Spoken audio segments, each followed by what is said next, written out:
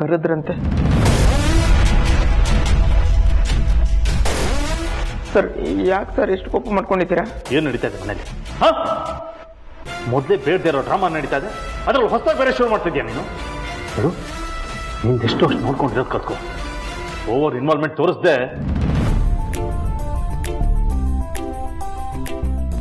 ಏನ? Camera sir. ಕ್ಯಾಮ್ರಾನ? ಹೌದು ಸರ್. ನೀವು ಲೀಲಾ ಮೇಡಮ್ ಇಬ್ರು ಒಂದಾಗ್ಲೇಬೇಕು ಅಂತ ಅಜ್ಜಿ ರೊಚ್ಚಿಗೆದ್ದು ನಿಮ್ಮಿಬ್ಬರ ಮಧ್ಯೆ ಲವ್ ಡೆವಲಪ್ಮೆಂಟ್ ಆಗಿದ್ಯಾ ಇಲ್ಲೋ ಅಂತ ರಿಪೋರ್ಟ್ ಮಾಡಕ್ಕೆ ನನ್ನನ್ನು ಅಪಾಯಿಂಟ್ ಮಾಡಿದ್ದಾರೆ ಸರ್. ನೀವೀಗ ನಂಗೆ ಹೊಡೆದ್ರೆ ಇದು ಅಜ್ಜಿಗೆ ಡೈರೆಕ್ಟ್ ಆಗಿ ಲೈವ್ ಟೆಲಿಕಾಸ್ಟ್ ಆಗುತ್ತೆ ಸರ್. ಸುಳ್ಳಲ್ಲ ಸರ್, ಪ್ರಾಮಿಸ್ ಸರ್. ನೋಡಿ, ಮೊಬೈಲ್ ಕ್ಯಾಮ್ರಾನ ಆನ್ ಮಾಡಿ ಇಟ್ಕೊಂಡೇ ಓಡಾಡೋ ಅಂತ ಅಜ್ಜಿ ಹೇಳಿದ್ದಾರೆ ಸರ್. ಇಷ್ಟು ಕೇಳಿದ ಮೇಲೂ ನಿಮ್ಗೆ ಹೊಡಿಲೇಬೇಕಂತ ಅನಿಸಿದ್ರೆ ರಾತ್ರಿ ಒಂದು ಟೈಮ್ ಕೊಡಿ ಸರ್. ಮೊಬೈಲ್ ಎಲ್ಲ ತೆಗೆದಿಟ್ಬಿಡ್ತೀನಿ, ನಿಮ್ಗೆ ಸಮಾಧಾನ ಆಗೋಷ್ಟು ಹೊಡಿರಿ ಸರ್.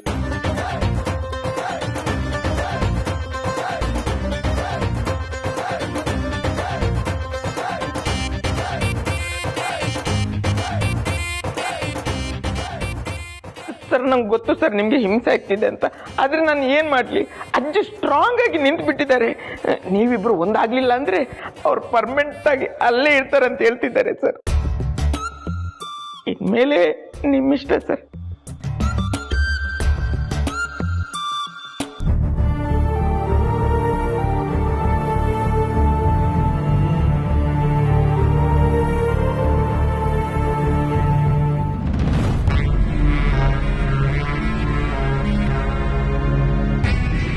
ಫಲ ಕೊಡುವಂತ ದೊಡ್ಡ ಪೂಜೆಯನ್ನೇ ಮಾಡಬೇಕಾಗುತ್ತೆ. ಅದಕ್ಕೆ ಕನಿಷ್ಠ ಪಕ್ಷ 50,000 ಬೇಕಾಗುತ್ತದೆ ತಾಯಿ.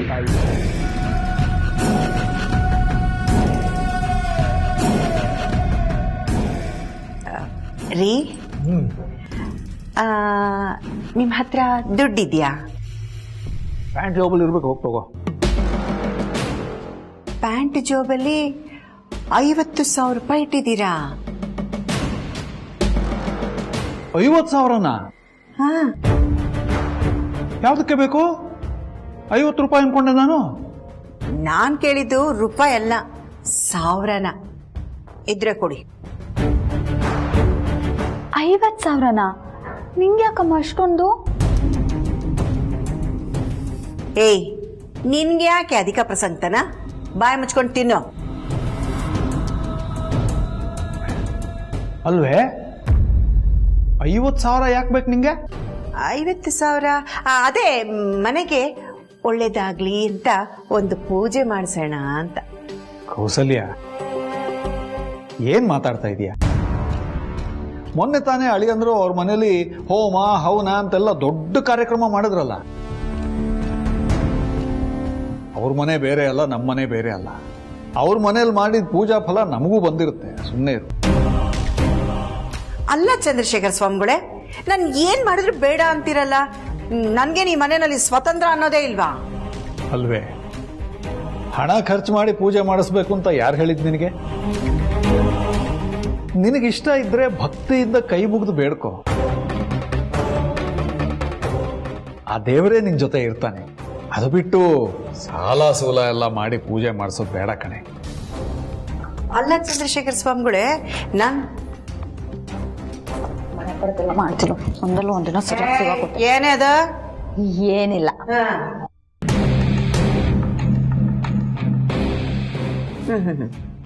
ಕೊಡಕಂತೂ ಆಗ್ಲಿಲ್ಲ.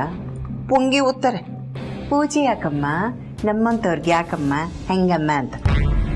50,000 ಕೊಡಕ್ಕಾಗಲ್ವಾ? ಅದು ಹೋಗದ್ ಬ್ಯಾಂಕ್ಗೆ.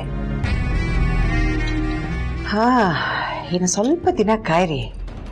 70 ಕೋಟಿ ಬರುತ್ತಲ್ಲ, ಆಗ ನಿಮ್ಮನ್ನೆಲ್ಲ ಚಿರುಬೆರಳು ಟಿಂಗಿ ಅಂತ ಆಡಿಸ್ತೀನಿ. ಆದ್ರೆ ಸಿಗಬೇಕು ಅಂದ್ರೆ ಗಂಡ ಹೆಂಡತಿ ದೂರ ದೂರ ಆಗ್ಬೇಕು. ಅವರಿಬ್ರು ದೂರ ಆಗ್ಬೇಕು ಅಂದ್ರೆ ಸತಿಪತಿ ಕಲಹ ಆಗ್ಬೇಕು. ಕಲಹ ಆಗ್ಬೇಕು ಅಂದ್ರೆ ಪೂಜೆ ಆಗ್ಬೇಕು. ಪೂಜೆ ಆಗ್ಬೇಕು ಅಂದ್ರೆ ಕಾಸ್ ಬೇಕು. ಏನಪ್ಪ ಮಾಡ್ಲಿ ದೇವ್ರಿ, ಎಲ್ಲಾನು ಒಂಥರ ಇದು ಜೇಡ್ರ ಬಲ ತರ ಕಟ್ಬಿಟ್ಟಿದೆಯಲ್ಲ, ಎಲ್ಲಿಂದ ನಾನು ಆಚೆ ಹೋಗ್ತರ್ಲಿ? ಹಾ, ಇದು ಐಡಿಯಾ ಅಂದ್ರೆ ಇದ್ದೇ ಇದೆಯಲ್ಲ ನಮ್ಮ ಮಿಡ್ಲ್ ಕ್ಲಾಸ್ ಹೆಣ್ಮಕ್ಳ ಟೆಕ್ನಿಕ್, ಅದನ್ನೇ ಯೂಸ್ ಮಾಡ್ತೀನಿ. ಎಸ್.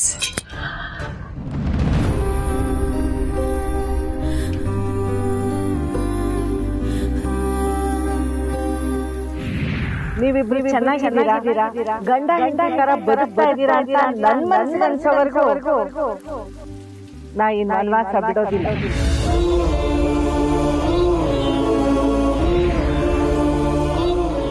ಮಗ ಸೊಸೆ ಚೆನ್ನಾಗಿದ್ದಿದ್ರೆ ಅಲ್ಮಾರಿ ತರ ಟೆಂಟ್ ಹಾಕೊಂಡು ನಾನು ಬದುಕ್ಬೇಕಿತ್ತ? ಅಮ್ಮ,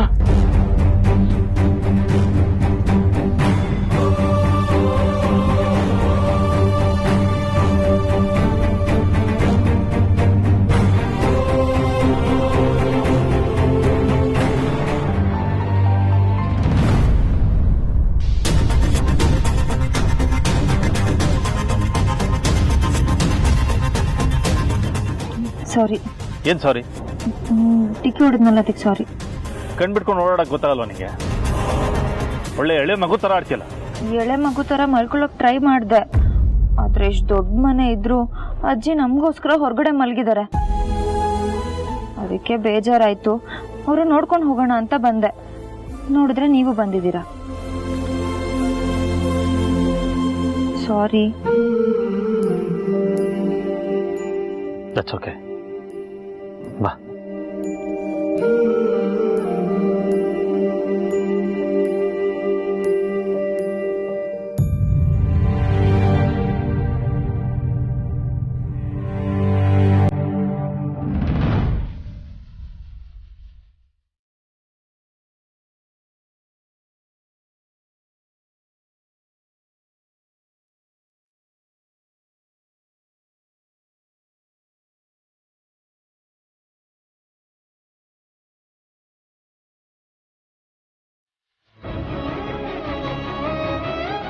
ಅಮ್ಮ,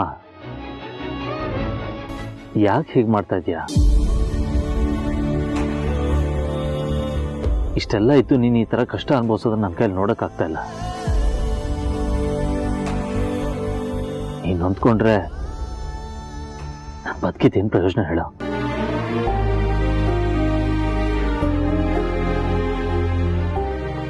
ಏಜೆ, ನೀವು ಬೇಜಾರು ಮಾಡ್ಕೋಬೇಡಿ. ಅಜ್ಜಿ ಜೊತೆ ನಾನು ಇರ್ತೀನಿ, ನೀವು ಒಳಗಡೆ ಹೋಗ್ಬಿಟ್ಟು ಮಲ್ಕೊಳ್ಳಿ. ಬೇಡ, ನಾನು ಇರ್ತೀನಿ, ನೀನು ಹೋಗಿ ಮಲ್ಕೋ. ಇಲ್ಲಿ ಪರವಾಗಿಲ್ಲ, ನಾನು ಇರ್ತೀನಿ. ನಿಮ್ಗೆ ಯಾಕೆ ತೊಂದ್ರೆ? ಇದ್ರಲ್ಲಿ ತೊಂದರೆ ಏನೂ ಇಲ್ಲ. ಅಮ್ಮಂಗೆ ಬೇಡದೇ ಇರೋ ಈ ಮನೆ ನನಗೂ ಬೇಡ. ನಾನು ಇರ್ತೀನಿ, ನೀನು ಹೋಗು.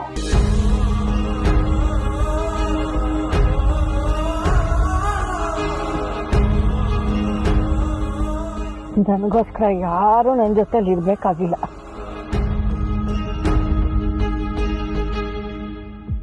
ನೀವಿಬ್ರು ಚೆನ್ನಾಗಿರ್ಬೇಕು ಅಂತಾನೆ ನಾನ್ ಮನೆಯಿಂದ ಆಚೆ ಬಂದಿರೋದು.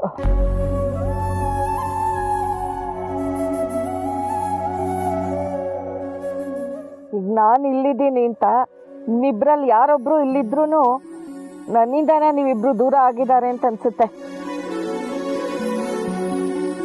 ನಿಮ್ ಪಾಡಿಗೆ ನೀವು ಹೋಗಿ ಮಲ್ಕೊಳ್ಳಿ. ಆದ್ರೂ ಈ ಥಂಡಿಲಿ ಇದಿದೆ, ಹೋಗಿ ಮಲ್ಕೊಳ್ಳಿ.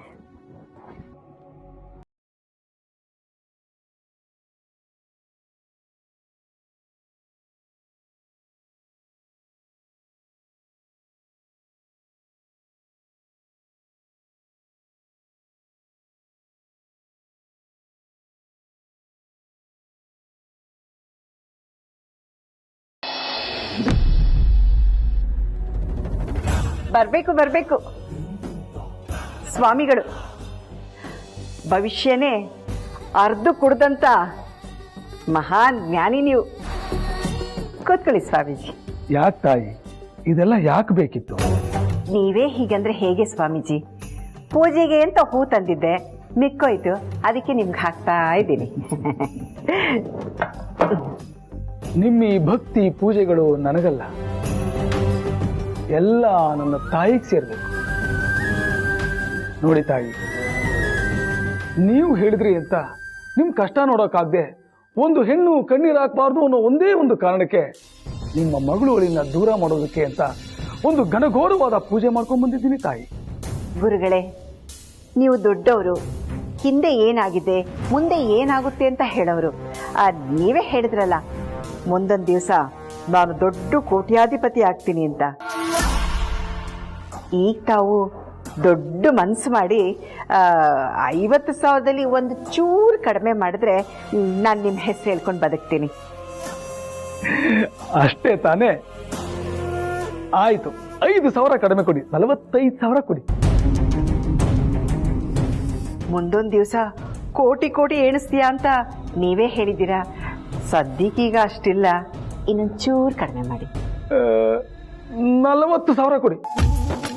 ಇನ್ನೂ ಒಂದು ಚೂರು. 35,000 ಕೊಡಿ. ಇನ್ನೊಂದು ಚೂರು.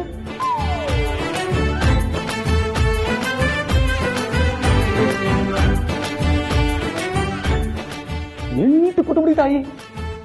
ಅದು 8, ಇನ್ನೊಂದು ಚೂರು. ಅಮ್ಮ ತಾಯಿ, ನಿಮ್ಗೆ ಎಷ್ಟು ಸಾಧ್ಯನೋ ಎಷ್ಟು ಕೊಡ್ತೀನಿ ಅಂತ ಹೇಳ್ತಿರೋ ನೀವೇ ಹೇಳ್ಬಿಡಿ. ಹಾಗಂದ್ರೆ ಹೇಗೆ ಗುರುಗಳೇ?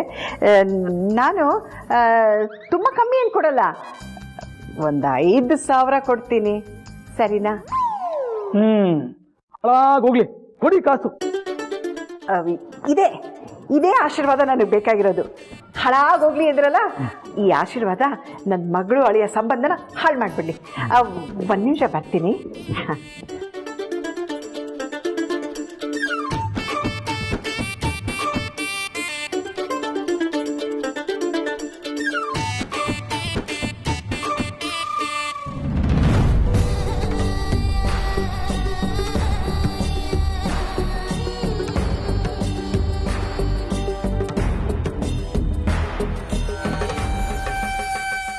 ನೋಡಿ ತಾಯಿ,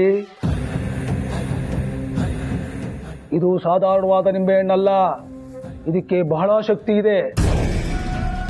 ಈ ನಿಂಬೆಹಣ್ಣನ್ನ ನಿಮ್ಮ ಮಗಳು ಅಳಿಯಂಗೆ ಕುಡಿಸಿದ್ರೆ ಅವರಿಬ್ರು ಮನಸ್ಸಲ್ಲಿ ವೈಷಮ್ಯ ಹುಟ್ಟುತ್ತೆ, ಆಮೇಲೆ ಡೈವೋರ್ಸ್ ಆಗುತ್ತೆ. ಹಾಳಾಗೋಗ್ಲಿ, ತಗೊಳ್ಳಿ. ನಾನು ಬರ್ತೀನಮ್ಮ.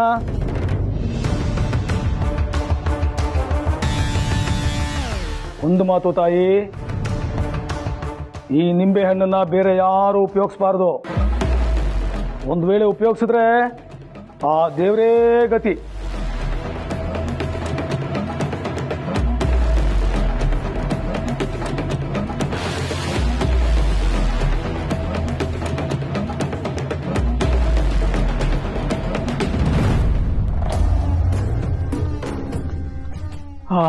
ದೇವ್ರೇ, ಎಂತ ಒಳ್ಳೆ ಕಸ್ಟಮರ್ ಕೊಟ್ಟಿಯಪ್ಪ. ಅಕ್ಕಪಕ್ಕದ ಮನೆಯವ್ರನ್ನ ಹೇಳೋದು ಕೇಳಿಸ್ಕೊಂಡು ಅದ್ರ ಜೊತೆ ಒಂದು ಕತೆ ಬಿಟ್ರೆ ಒಪ್ಕೊಂಡೇ ಬಿಟ್ಲ ಅವಮ್ಮ. ನಾನು ಹೇಳಿದ್ದಲ್ಲ ನಿಜ ಅಂತಾನೆ ನಂಬ್ಕೊಂಡ್ಬಿಟ್ಲಲ್ಲ. ದಿನ ಇಂಥ ಒಳ್ಳೆ ಕಸ್ಟಮರ್ಸ್ನೇ ಕೊಡಪ್ಪ. ಅಲ್ಲ, 5 ರೂಪಾಯಿ ನಿಂಬೆಹಣ್ಣಿಗೆ 5,000 ಕೊಟ್ಟು ಮಂಕು ದುಡ್ಡಿ ಒಮ್ಮನೇ ಇರಬೇಕು. ಇನ್ಯಾವ ಮನೆಗೆ ಹೋಗ್ಲಿ? ಆ ಮನೆನೇ ಕರೆಕ್ಟ್. ಹಾಗಂತ ನನಗ್ ಸುಮ್ಮನೆ ಇರಕ್ಕಾಗ್ಲಿಲ್ಲ ಏಜೆ. ನಾನು ನಿಮ್ಮ ಸೊಸೆ. ಅಜ್ಜಿಗೆ ನೋವಾದ್ರೆ ನಿಮಗ್ ನೋವಾಗೋ ಅಷ್ಟೇ ನನಗೂ ನೋವಾಗುತ್ತೆ. ನನಗೆ ಗೊತ್ತು ದುರ್ಗಾ, ಬಿಸ್ನೆಸ್ಸು ವ್ಯವಹಾರ ಅಂತ ಹೊರಗಡೆ ಓಡಾಡೋ ನನಗೆ ಮನೇದು ಯಾವ ಯೋಚನೆ ಇಲ್ದೇ ಇರೋ ಹಾಗೆ ನಡ್ಸ್ಕೊಂಡು ಹೋಗ್ತಿರೋಳು ನೀನು. ಈ ಮನೆ ನೆಮ್ಮದಿ, ಈ ಮನೆ ಗೌರವನ ನಿನ್ನಷ್ಟು ಎಫಿಷಿಯೆಂಟಾಗಿ ಯಾರೂ ನಿಭಾಯಿಸೋಕ್ಕಾಗಲ್ಲ ದುರ್ಗಾ. ನನ್ನಲ್ಲಿ ಇಷ್ಟೆಲ್ಲ ಒಳ್ಳೆತನನ ಗುರುತಿಸಿರೋದು ನಿಮ್ಮ ದೊಡ್ಡ ಗುಣ ಏಜೆ. ಅಜ್ಜಿ ಹೊರಗೆ ಹೋದ್ಮೇಲಂತೂ ನನಗೆ ತುಂಬ ಕಷ್ಟ ಆಗ್ತಿದೆ. ಅವ್ರನ್ನ ಒಳಗೆ ಕರ್ಕೊಂಬರೋದಕ್ಕೆ ನಾನು ತುಂಬ ಪ್ರಯತ್ನ ಪಟ್ಟೆ, ಆದರೆ ಅದು ಯಾವುದೂ ಪ್ರಯೋಜನ ಆಗಲಿಲ್ಲ. ನನ್ನಿಂದ ಈ ವಿಷಯಕ್ಕೆ ಏನು ಸಹಾಯ ಮಾಡೋಕ್ಕಾಗ್ತಾ ಇಲ್ವಲ್ಲ ಅನ್ನೋ ನೋವು ತುಂಬ ಕಾಡ್ತಾ ಇದೆ. ದಟ್ಸ್ ಓಕೆ ದುರ್ಗಾ, ಈ ಮನೆಗೋಸ್ಕರ ನೀನು ಎಷ್ಟು ಕಷ್ಟಪಡ್ತಿದ್ದೀಯ ಅಂತ ನನಗೆ ಗೊತ್ತಿದೆ.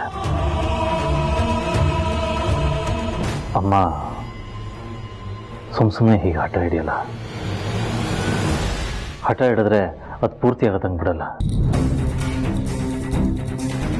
ಹಠವಾದೇವರು. ಲೆಟ್ ಮಿ ಸಿ, ನಾನೇನಾದರೂ ಮಾಡ್ತೀನಿ.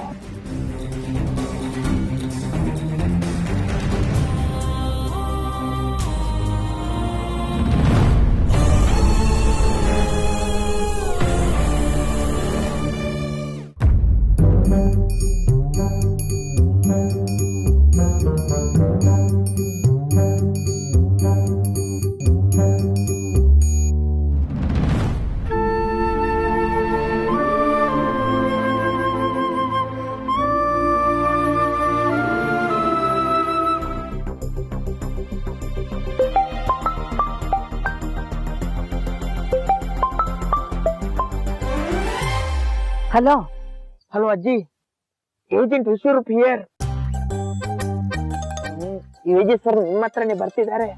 ಹೋ ಸರಿ ಸರಿ ಸರಿ. ಹಾ ಅಜ್ಜಿ.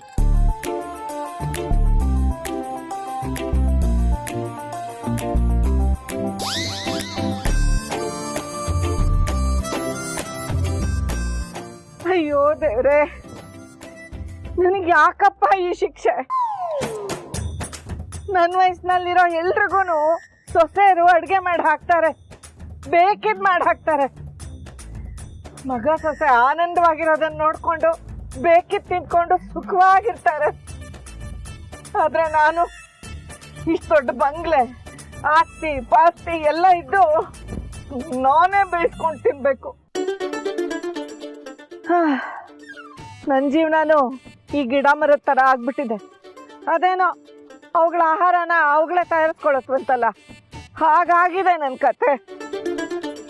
ಅಮ್ಮ, ಯಾಕೆ ಹೀಗೆ ಮಾಡ್ತಿದ್ಯಾ? ಪ್ಲೀಸ್, ಮುಂಚೆ ಒಂದು ಚಿಕ್ಕ ಕೆಲಸ ಇದ್ರು ನೀನ್ ಮನೇಲಿ ಆರಾಮಾಗಿರ್ತೀಯ ಅಂತ ನೆಮ್ಮದಿಯಾಗಿರ್ತಿದ್ದೆ. ಆದ್ರೀಗ ಎಷ್ಟು ಇಂಪಾರ್ಟೆಂಟ್ ಕೆಲಸ ಇದ್ರು ಮನೇಲಿ ನೀನು ಹೇಗಿರ್ತೀಯೋ ಏನ್ ಮಾಡ್ತಿರ್ತೀಯೋ ಅಂತ ಭಯದಲ್ಲೇ ಇರ್ತೀನಿ. ಪ್ಲೀಸ್ ಹೀಗೆ ಮಾಡ್ಬೇಡಮ್ಮ, ಒಳಗ್ ಬಂದ್ಬಿಡು.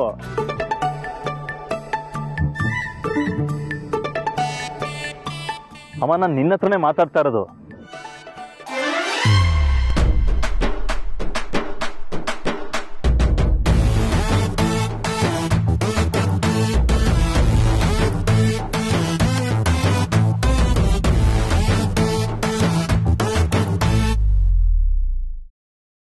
ಈಗ ನಾನು ಯಾರ ಹತ್ರನೂ ಮಾತಾಡಲ್ಲ.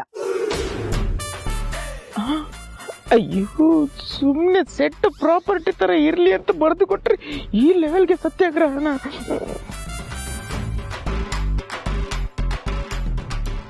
KGF ಸಿನಿಮಾದಲ್ಲಿರೋ ತಾಯಿ ತರ ಇರೋದು ಬಿಟ್ಟು ಬಾಹುಬಲಿ ಸಿನಿಮಾದಲ್ಲಿರೋ ರಾಜಮಾತೆ ತರ ಆಡ್ತಿದಾರಲ್ಲಪ್ಪ.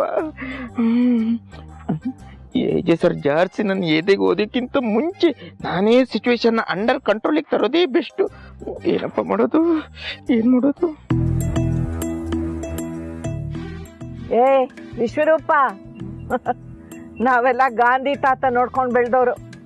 ಈ ಸತ್ಯಾಗ್ರಹ, ಉಪವಾಸ ಇದೆಲ್ಲ ನಮಗೆ ಹೊಸದಲ್ಲ.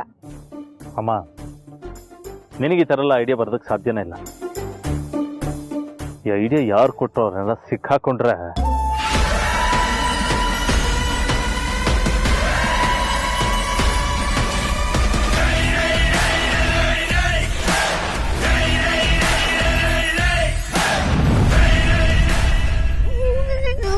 ಸರ್, ನನ್ನ ಮಮ್ಮಿ ಡ್ಯಾಡಿ ಮೇಲೆ ಆನೆ ಸರ್.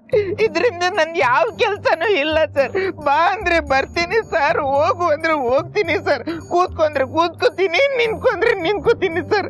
ಅದ್ ಬಿಟ್ರೆ ನನ್ಗೂ ಇದಕ್ಕೂ ಯಾವುದೇ ಸಂಬಂಧ ಇಲ್ಲ ಸರ್.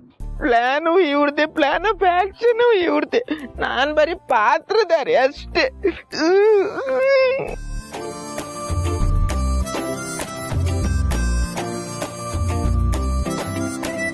ಅಮ್ಮ,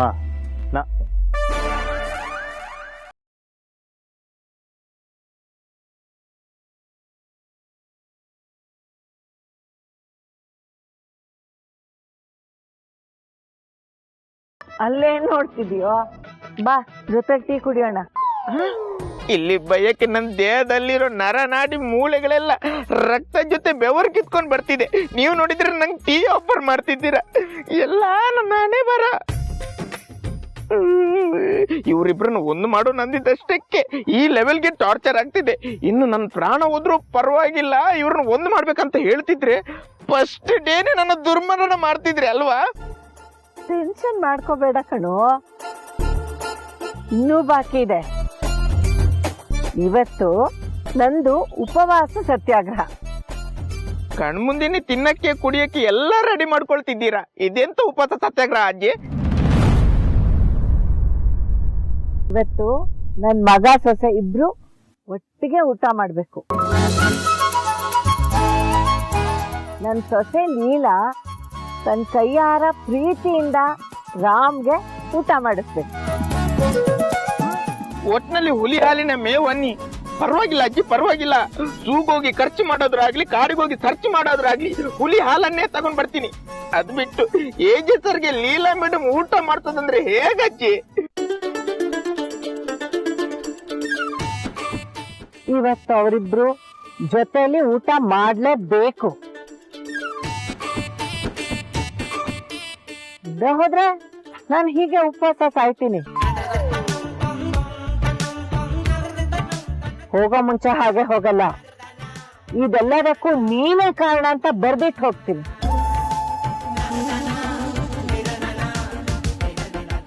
ಆಮೇಲೆ ನೀನುಂಟು, ರಾಬುಂಟು.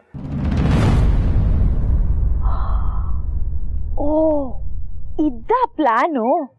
ಈ ಪ್ಲಾನಿಗೊಂದು ಕೌಂಟರ್ ಪ್ಲಾನ್ ಮಾಡ್ಬೇಕಲ್ಲ. ಆ ಏಜಲ್ಲಿಲ್ಲ ದೂರ ಆಗ್ಬೇಕು. ಹಾಗೆ ಮಾಡ್ಬೇಕು. ಮಾಡ್ತೀನಿ.